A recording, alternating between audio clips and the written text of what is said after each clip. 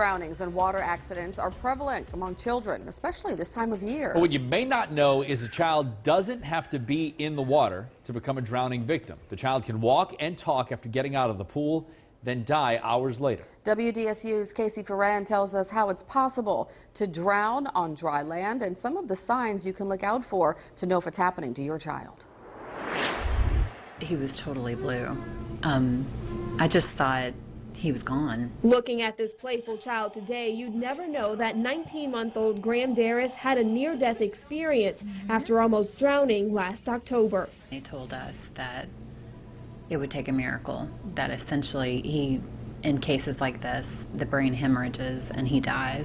Rebecca Darris says she was washing her car, turned away for just a second, and Graham had fallen into a bucket of water. I didn't hear him for a second, so I went to check on him, and he was face forward in the bucket. Quick-thinking neighbors gave the toddler CPR and helped to save his life. He spent 10 days in the ICU, but doctors haven't been able to tie any long-lasting organ damage to the accident.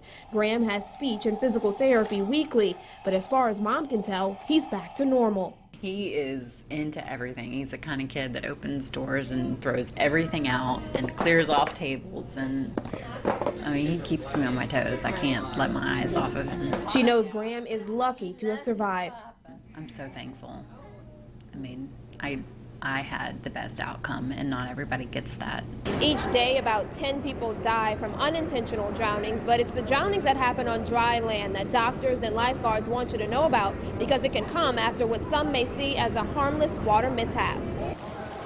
It's called delayed or secondary drowning. It happens when a swimmer, especially children, inhale a small amount of water during a near drowning or struggle in the water.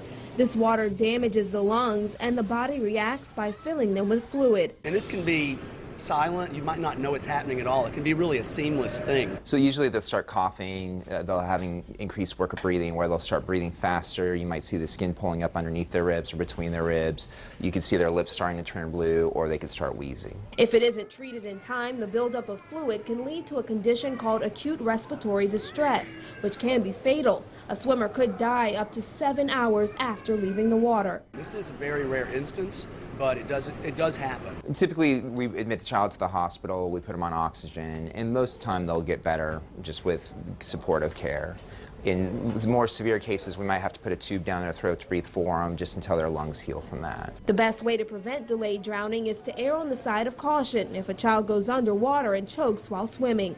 Keeping your child within arm's reach, making sure they're not going underwater for extended periods, swallowing water, wearing goggles and watching what they're doing under the water when they put their face in. Being just hyper aware of what your kid's up to in the pool is really important. As for Rebecca, she holds her son a little tighter now, keeping a closer eye on him and his surroundings.